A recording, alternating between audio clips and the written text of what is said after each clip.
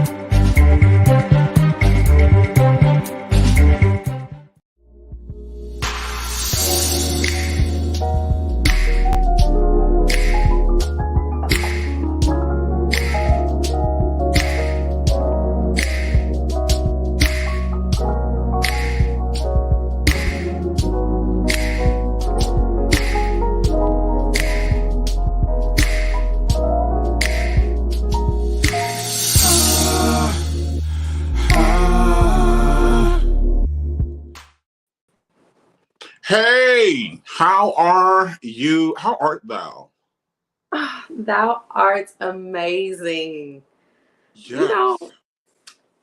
love be doing some things to your life. Oh, I You like it already. Uh-huh. know? Like love should make you feel more connected to yourself. The And good kind of love. the good kind of love, The non-toxic. the non-toxic.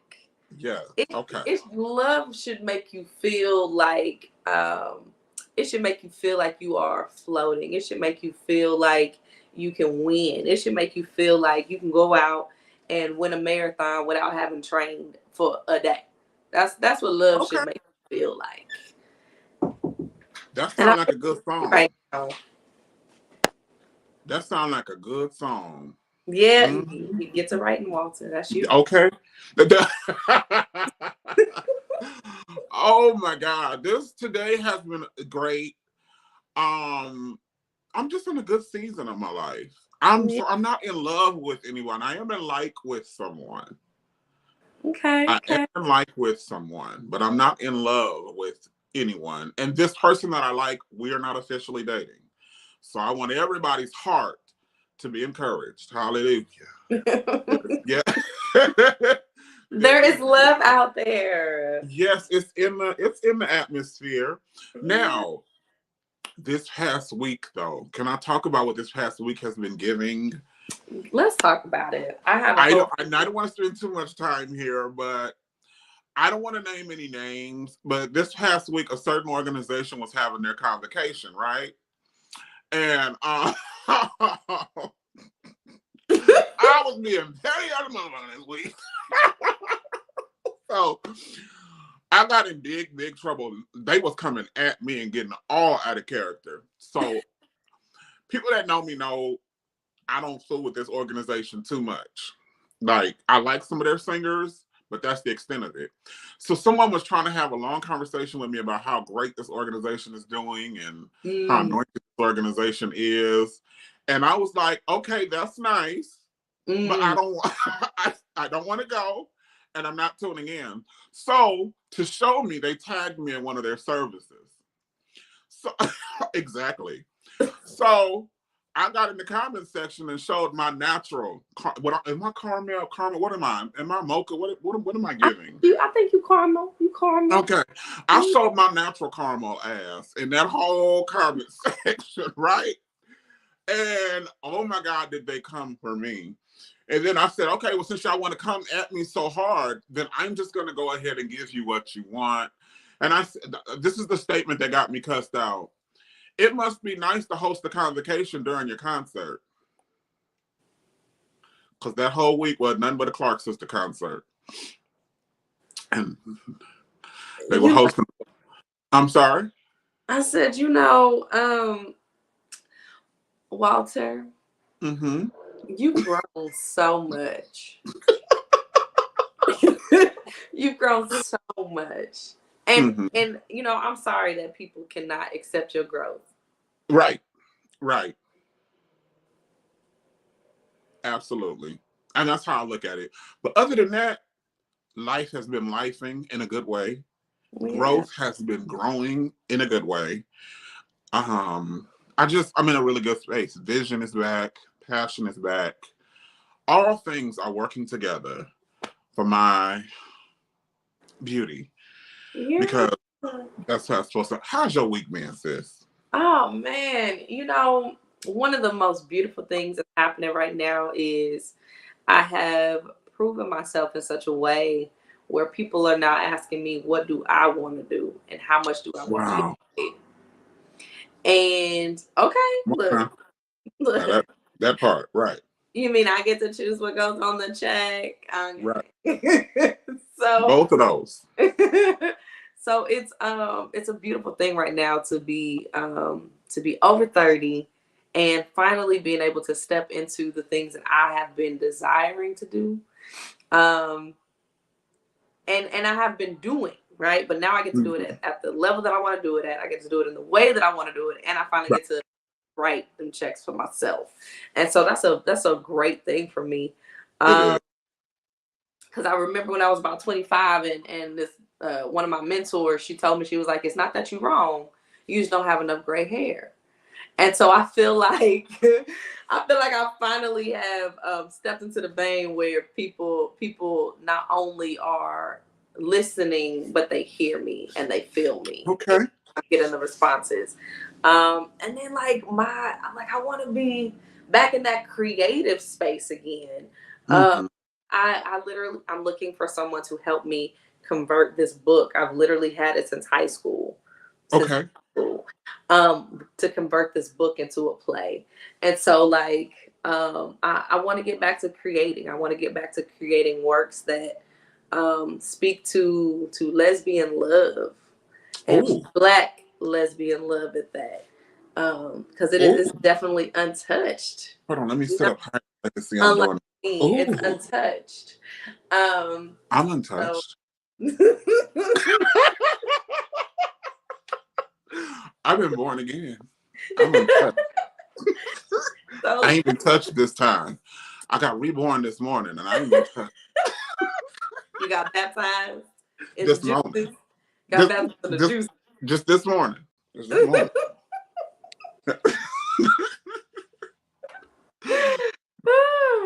But yeah, so I'm ready. I'm ready to create. I'm ready to create and put together a team for that. So I'm excited about everything. I'm excited.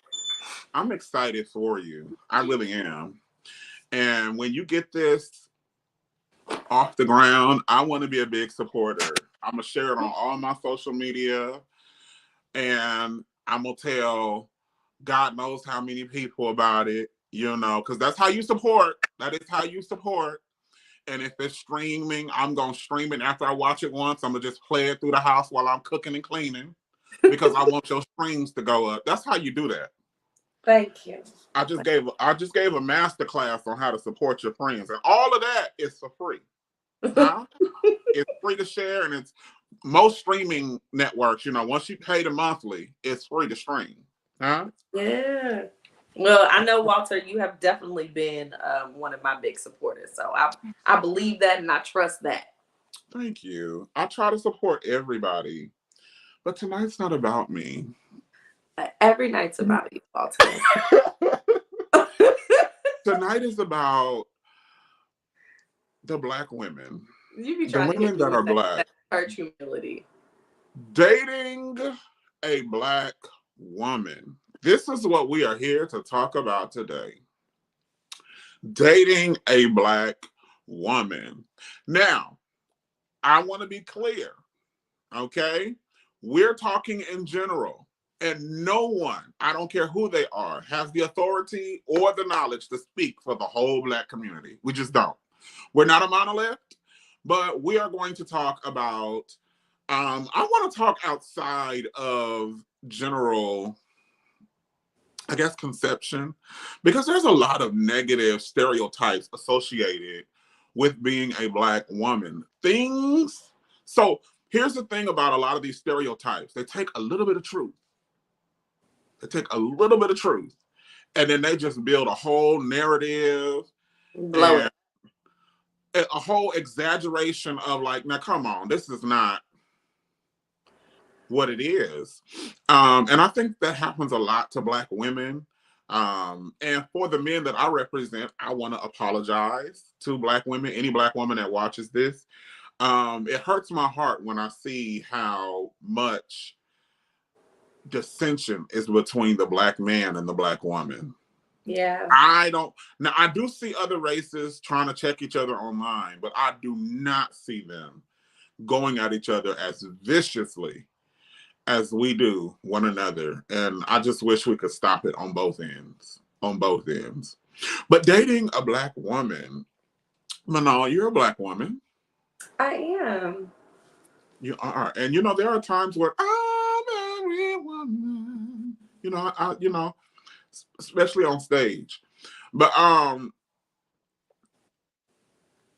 what are some of the challenges? We'll start there. What are some of the challenges that you may have encountered being a Black woman trying to date in the 2020s? Oh Lord. Okay. So I think some of the challenges that I have faced is people assuming that I want less. Okay. Like, you don't have to work for my time and attention. You don't have to pursue me. You don't have to court me. That you can dangle a paycheck and a dinner, and I'm just gonna bust it open forever. I'm committed. And so, like, that idea that I am not deserving of a quality chase or a quality relationship because you assume that I don't have high standards, that bothers me. I also, because I'm a single mom, a lot of people that I've dated assumed that that I would be uneducated, that I would, like, my son would be wild and out of control and wouldn't have any standards. Okay. I actually had someone say, I'm surprised that your child is as smart as he is. Oh. And you know, and it was like, but why? You know, why is that a shock to you? And something else that really, I think, irritates me is that and I get this more from men than women. Okay. Men assume that I just am going to bust it wide open just because you're there, or just because you've taken me out on a date, right? Not that you have to earn it, not that we have to work towards it, not that this is a get to know you process.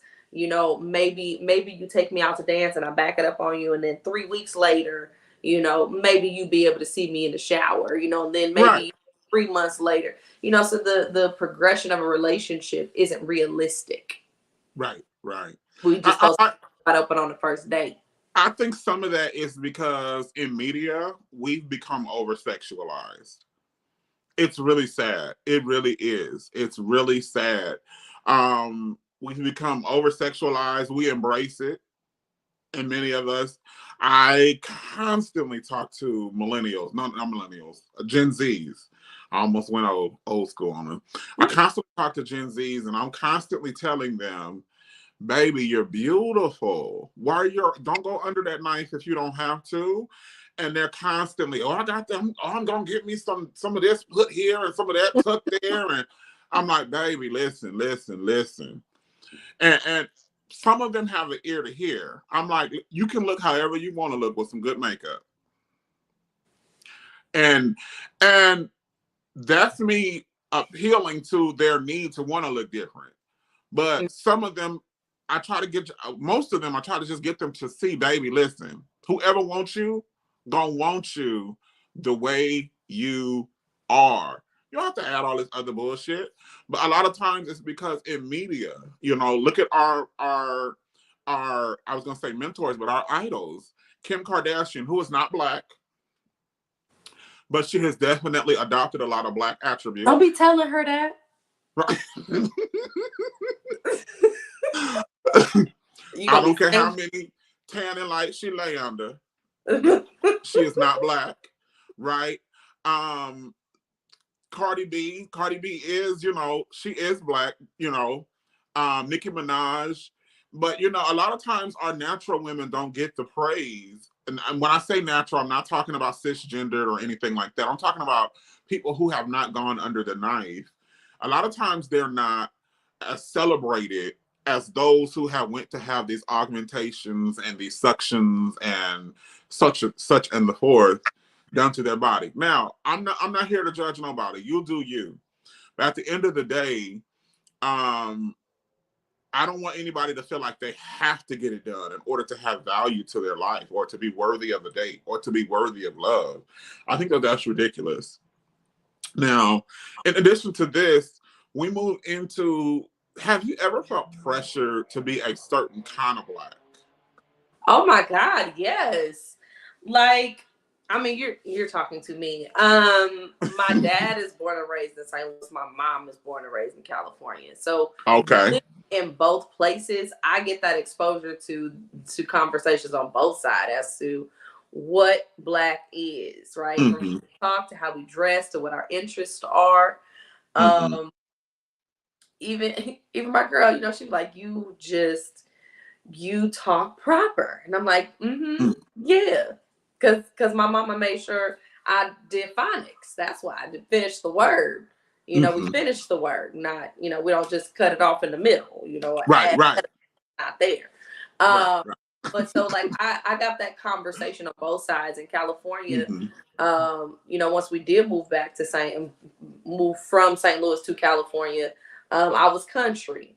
But then going back from California to Missouri, I got that I'm white, and so it definitely has been this part of my identity where I had to figure out what I was good with. Right. I can talk in my St. Louis voice, but I don't have to. Right. I don't have to. I can switch it up. And so understanding, like, even with my son and the interest, he plays violin. Oh, okay. Right? So what little black boy blocks is playing violin in the hood? Right. It's so because we're oftentimes portrayed as a monolith and only a certain type of attitude that exists gets the limelight. You all are a lot of times, or black women in general, are just labeled as angry and black. They're the typical angry black woman. And there's a lot of people that try to justify it. Well, I'm not angry. I'm just fed up. And I think that it's absolutely ridiculous to assume that because someone is in a space where they are fed up, upset, agitated, and I think it's just absolutely ridiculous to label them their whole complete life like they're an angry black woman because you've seen them in a moment where they're supposed to be angry. I'm angry, bitch. That's why I'm acting like this. Right? Because of what's going on in this moment. I think the whole angry black woman syndrome or the whole angry black woman thing, I think it's a crock of shit. And are there angry black women? Yes. But I don't think it's as many as everybody is trying to act like it. They'll take a clip of two people arguing, and it's an argument. If you call me fat, I'm going to call you stupid. You call me stupid, I'm going to say something about your mama. Like, it's an argument. And the goal of the argument is to one up each other. Or when it's petty, I'm supposed to show you I can go lower than you go. You can't get mad because you picked a fight with somebody and they handed you your ass. You can't get mad at that. But you know what, though? I also think it's important to acknowledge when black women do lean into that idea, right? Okay. Because not only is everybody else taught about the angry black woman, but black women are taught about the angry black woman. Facts. Right? And so generation after generation, we're seeing black women not being seen, not being heard, not being understood, right? Being frustrated. And we are generation after generation now just holding to this one idea of how black women are supposed to move, right? And so even now I get, Manaal, you too nice. Like, why don't you just cuss them out? Like, they just cussed you out. Cuss them out. And I'm like, but no, like, they're hurting. Like, right. like, that means I give them my power and I'm not, and I get this face like, no, you're supposed to cuss them out though. Like they Right. cuss you out. You're supposed to cuss them out. And so a lot of times too, it's that us as Black women, we buy into that as well because so many of us haven't been taught another way of being. Right. Right. Right. It's kind of my former boss was a Black woman, and when I tell you she could rip you to shreds with a smile on her face and read your whole entire life with words that you can barely understand, but say it so politely, you leave the office like, did this bitch just talk about my mama? Did this like she was like, she is still like amazing. She was amazing at that. I think that a lot of times it is a lack of exposure, or sometimes people just like to lean into a stereotype that they can find protection in at times.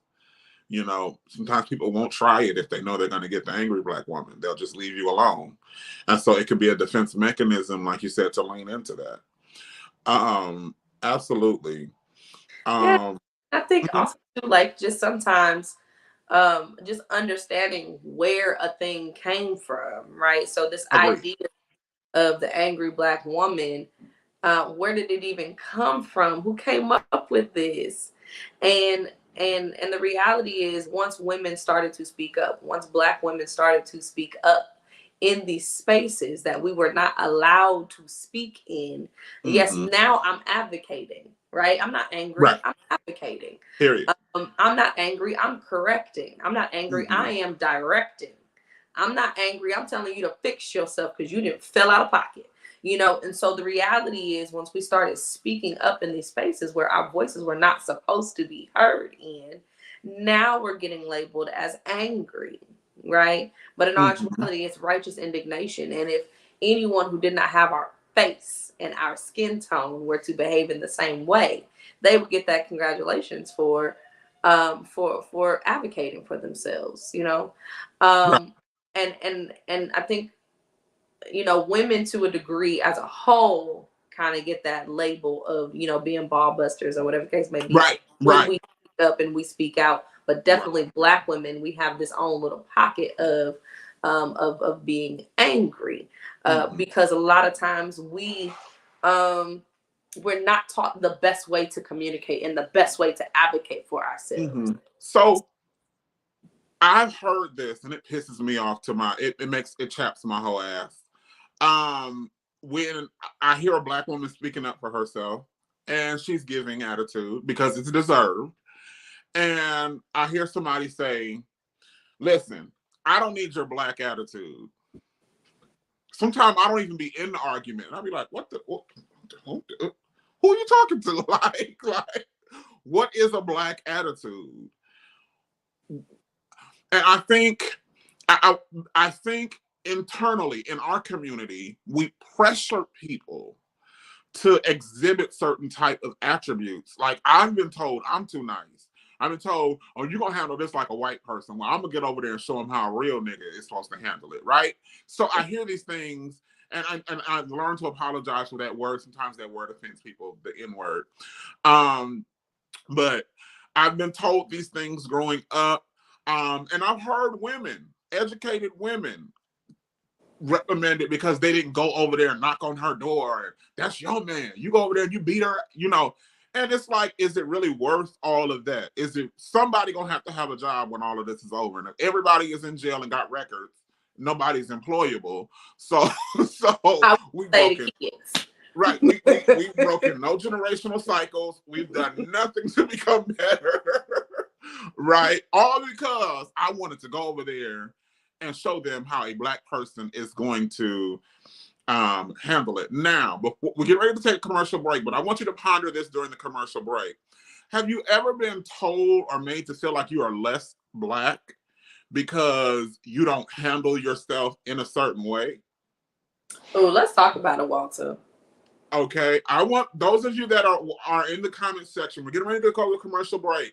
But have you ever felt like you were less than Black because you did something that was outside of the pocket?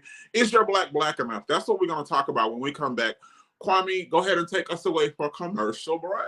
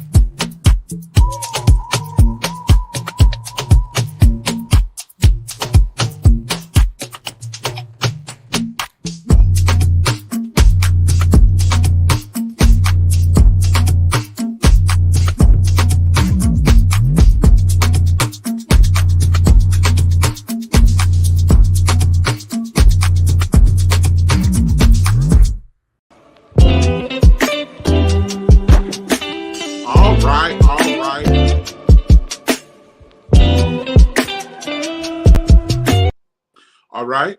All right. All right. All right. All right. Listen, I love that commercial break. I see a lot of my favorites. I think I saw Bishop Yvette Plunder.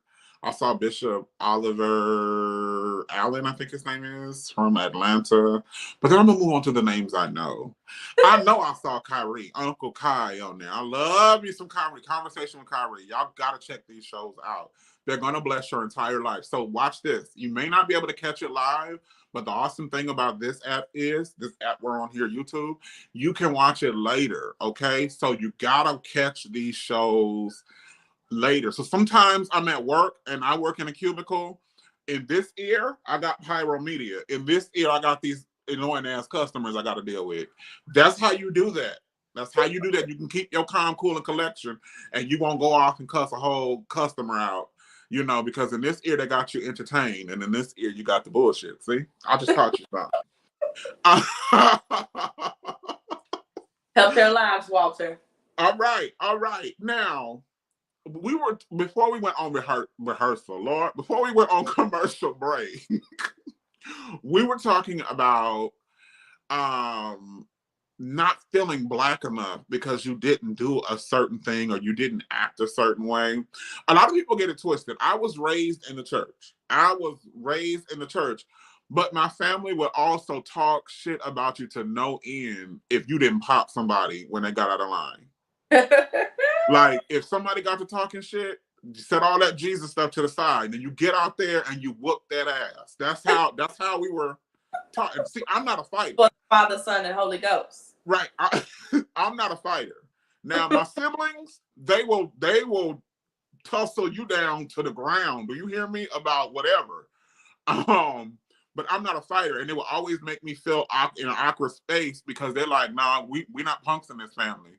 Walter, when you get out there, when you see them, you just walk up, and this is what you do, right? So I'm out here trying to be something I'm not because I'm no longer part of the family if I don't go and address this bullshit in this way. Have you, as a Black woman, your being Black enough, has someone ever threatened your Black card over something ridiculous? So absolutely, all the time, my Black card is in question. I'm gonna just put that out there. It's in question for a number of reasons. Whether it's what I eat, what I watch on Okay. TV, the way I dress, the verbiage that I utilize, even the interests. You know, Black people don't go zip lining. This Black person does and enjoys Right. it, and I'm getting a membership. You know, and so my membership is always in question by other people because to me it's intact. I ain't worried about it. Right. Now I don't zip line, but that's because I feel like I would snap that motherfucker as soon as midway through, like click, you know, Walter. That's why I don't zip line. But yeah, I feel like I've seen Black women pressured, and it comes from both ends of the spectrum. I feel like so I have friends that are all natural. They don't, you know, add any additives to their hair or anything. They talk about the women who press their hair. And then my friends that press their hair and this, that, and the fifth, they talk about the women that don't press their hair. It's just such a great divide. And I wish people would understand that these little minute things do not make you or break your Blackness. They don't make or break your Blackness. And they don't even make or break your beauty. They don't even make or break your beauty. Can I have that first picture, Kwame? I want to talk about two people that kind of brought this front and center for us as Black people. This was the first time we saw respectability politics really take a front seat in the Black community. It bore a lot of questions. How many of you all remember Aunt Viv from The Fresh Prince of Bel-Air? Hey, okay. Right. Both of these are beautiful women. Do you hear me? And I'm not just saying this because they're on here, but both of these women were bad in their own right. I forgot the darker Aunt Viv's name. What's her name? Oh, don't give me the same things that I'm okay, because I hate to be like the dark one and the light one, but that light in the the first. There we go. The first Aunt Viv, the original. God. The original Aunt Viv, she had a little more sassiness to her. She had some pizzazz.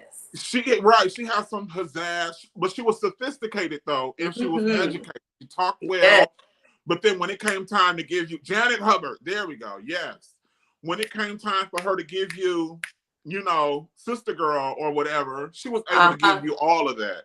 And I appreciated that about her, right? The second Aunt Viv, you know, she wasn't as sassy. Okay, she wasn't as, I don't want to say down home because she gave me down home. She just didn't. She was more docile, would be the word. There we go. More docile. More, yeah. But they were still good examples of beautiful Black women who were nurturing, right? Daphne Reed, there we go. See, I love me some Kwame. He really has our best interest at heart. Thanks. He's the third member. Right. Both of these women were good examples of nurturing women. And they showed a different aspect of our community. A lot of times, and neither one of these were, I'm gonna jump on the table and fight you just because you know, you talked about my clothes. You know, the representation we have on TV today in a lot of ways is trash. I'm sick of it. All these reality TV shows, but maybe we need to do a show on dating in the reality TV era because I can't do it.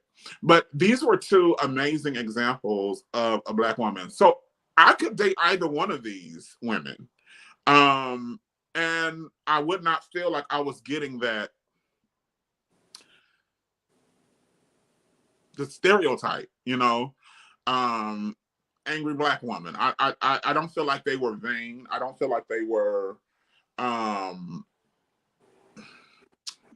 what is the word I'm looking for? I just don't feel like they were angry. I think that So when we're talking Right, about Angela? Hmm. when we're talking about Fresh Prince of Bel-Air, right? Yeah. The Vivians. Hmm. We're also looking at like the class of Black person, right? We're looking at the Right. education behind these two Black women. Um, it well, this one character, right? Hmm. But I think what's also important to remember is that you cannot just put all Black women in one box. I think is the Agreed. point. You can't just put us in one box. We Agreed. cover the gambit when it comes to different educational levels, different temperaments, if you will, Mm. different classes. We cover the gambit, and so to just put us in a box of being angry and uneducated, or being or not being able to control ourselves, um, Hmm. and not uh, being able to be sassy and educated, right? And Right. having that Right. balance and representing that duality is doing a disservice, and it's being dismissive to a whole group of Black women who De- are out. Definitely. Another issue that this brought front and center in our own community is colorism. Absolutely. Colorism. And for a long time,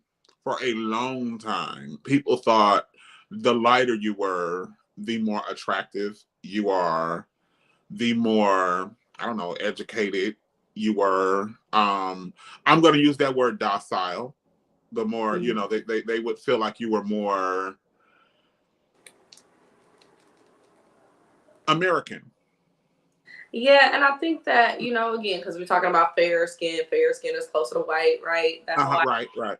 Um, Get it but out. I think one of the things to acknowledge is that as Black women, we were at one point Black girls, right? Right, And so we are coming out of homes where right, a right, lot of times um a lot of times our own family is giving us nicknames and talking about us in ways right. that are not uplifting and positive, right? Big Or we fact. go to the schools and now we're getting picked on because we're so dark, right? Mhm. And Right, so as right, Black women now, we have to move through this world with this lack of confidence, right? Because right. when do we have a chance to develop that?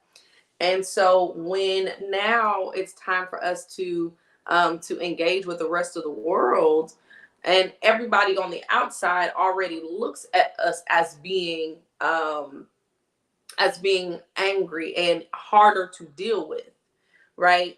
When Mhm. I again advocate for myself, I'm not received the same way that maybe someone who is fair skinned would be received, or someone Right. who is white or of a different ethnicity would be received, Facts. because I'm already met with this harshness and this Right. level of fear, right? Mhm. So when I squinch my eyebrows, everybody is trying to back up, and trying to calm me down, versus, the light skinned lady, they might think, oh, she frustrated. Look at, she cute, Right. and difference in the way that we approached. And so a lot of times it's not even necessarily that as darker skinned women, we are angry, or we're more angry than the light skinned chicks. It's just that our life experience now has us having a more thicker shield, Okay. right?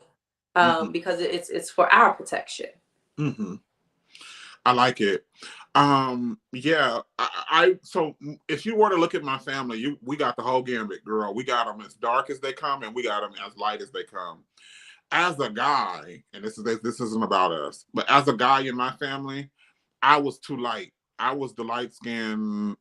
They would call me piss color. I hate to say that, but they would call me pissy color. Dirty piss. They would say you dirty piss, but you still pissy piss color.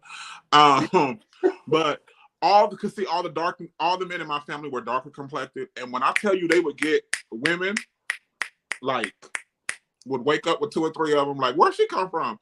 Oh, she just snuck over here tonight. Damn, like it was just something that was there for them, but it wasn't always like that for the darker complected women in my family.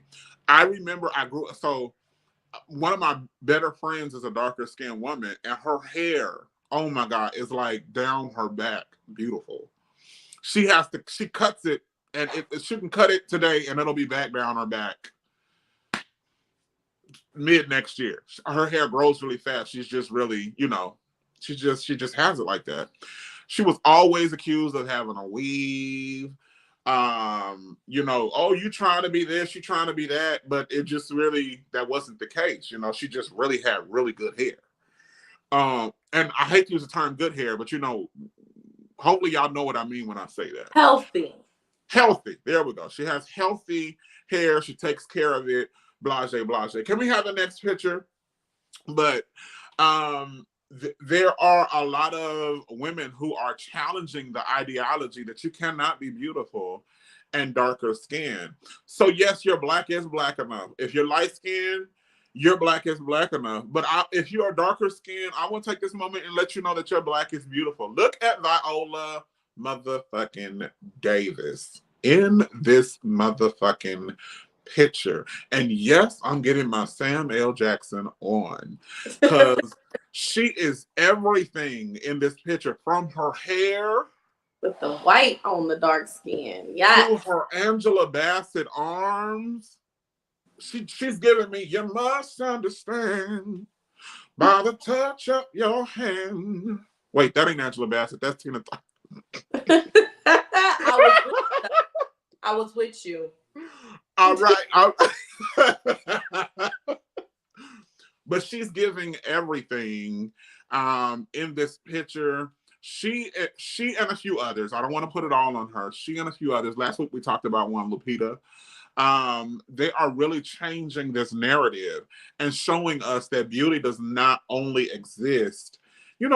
Beauty is in the eye, and not only is it in the eye of the beholder, but it can exist any hue, any shade of your skin. And we as Black people got to embrace our whole Blackness, our whole Black community, the whole diaspora. I like that word. Yeah, I think like even with my, because it starts early, right? It starts early, understanding Right. the beauty of Black women, right? No matter what hue they are. My sister jokes. My sister jokes because she has a daughter. She has one daughter who is more fair skinned. She has one daughter that's more darker skin, and the darker skin one, she keeps telling my sister that she's white. And, this little girl, she's 3. She's 3, and she's telling her mama, "No, you're white." And so just trying to, and my sister's like, "No, I'm Black. I'm your mother. Like, that's your dad. I'm your mother. We're all Black." And she can't convince my niece yet. Family dinner time. Right. So like just going back to really understanding where this idea of, again, we're talking about temperament, right? And how we already start to disassociate ourselves as Black women very early. Right. Because you don't look like me. So then I don't expect you to behave like me. I don't expect you to understand like me. And it's really difficult for us to get everyone else on the outside of our community to have that level of understanding when we ourselves are still battling, right? Absolutely. And so when you talk about, being an angry Black woman and having that be the label of who we are, we too have to let go of it, and we too have to start teaching our daughters to think about themselves differently and to learn different ways of coping and different ways of communicating. And even if it means them learning from someone else, because you can't be the source because you haven't gotten it down, right? And then also still teaching our Black boys, right, how to make room for a Black woman who's trying to move through the world. Make room for your Black sister who is struggling but she getting picked on. Don't talk to your sister in that way. Don't talk to your cousins in that way. You need to love on them and honor them and respect them. So that way, as they become older, they become teenagers, young adults, and they get out into this world and they're dating, they've already developed that love and that passion and understanding for one another in a way that is healing for us first. And then we can work on the rest of the world. I don't care if y'all think I'm angry or not. Act right. And then you won't see that part. You won't see her. Okay? Right. We'll keep her tucked away. Show up to the board meeting and watch your words. That's all I'm saying. Last picture, Kwame, please.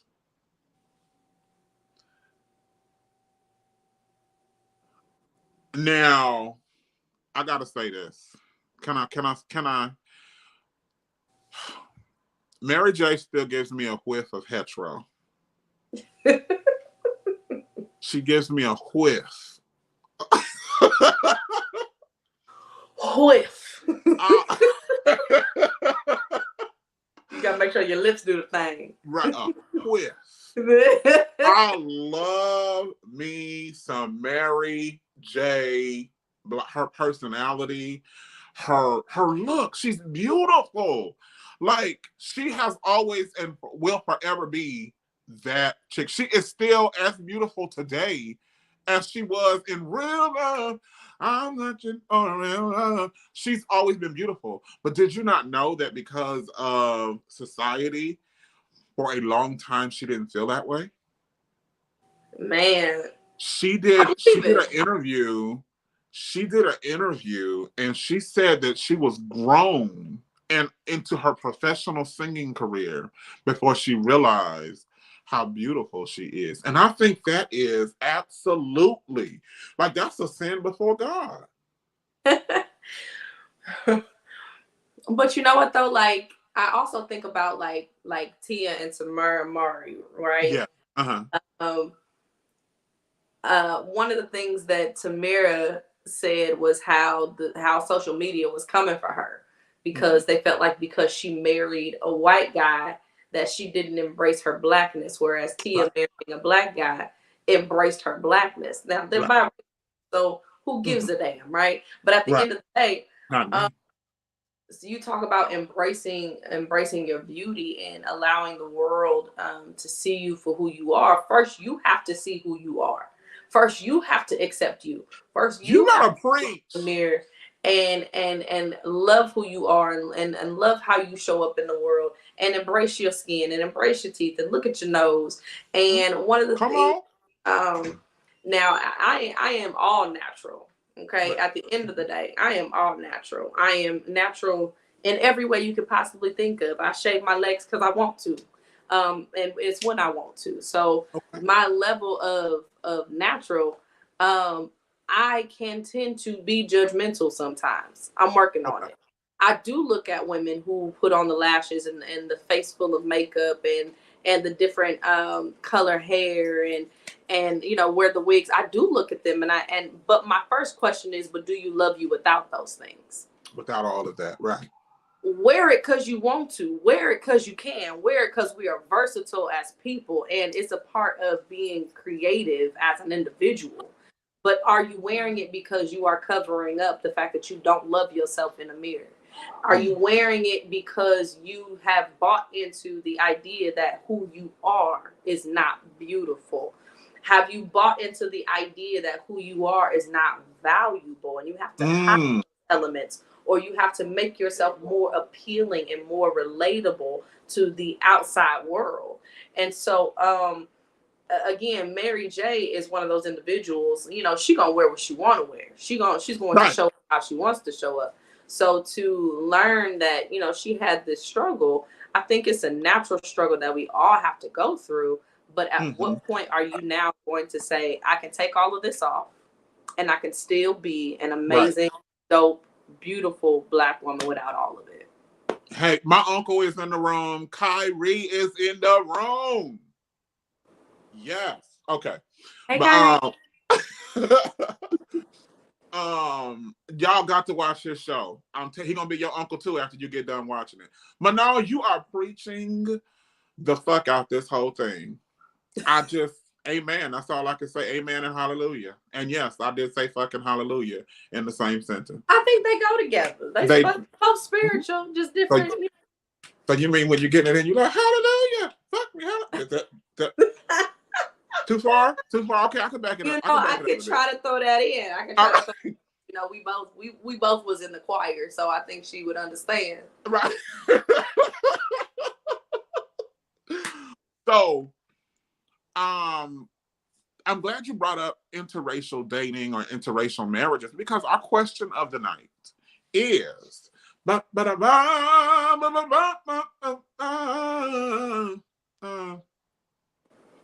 run got tired there in the middle. Could you date someone of another ethnicity? Now, can we define ethnicity? Because the way I like to wordplay, I will find ways around this.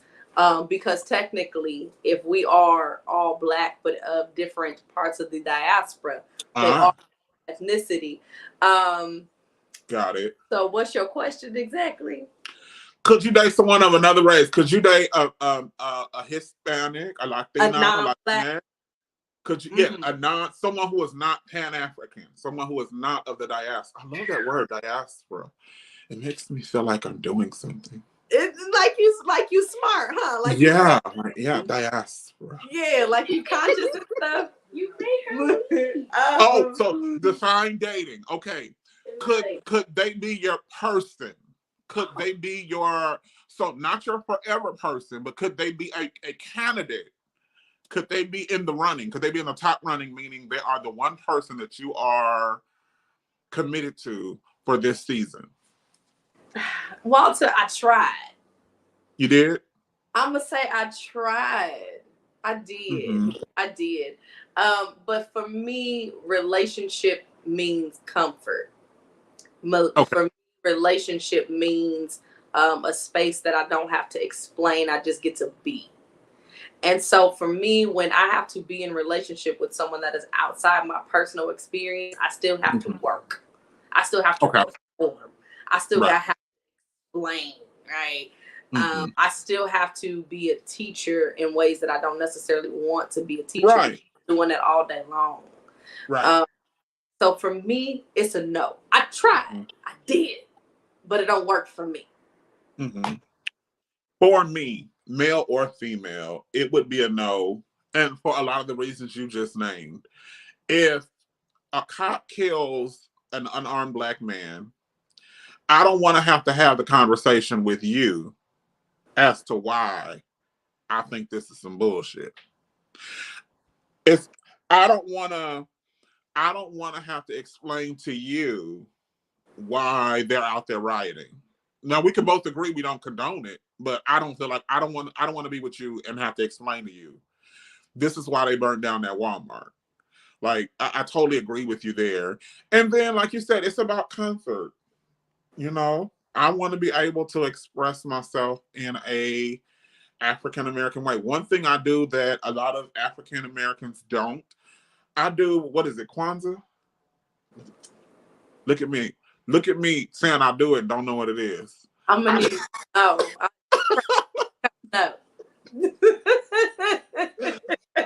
So a few years ago, I started celebrating that instead of Christmas.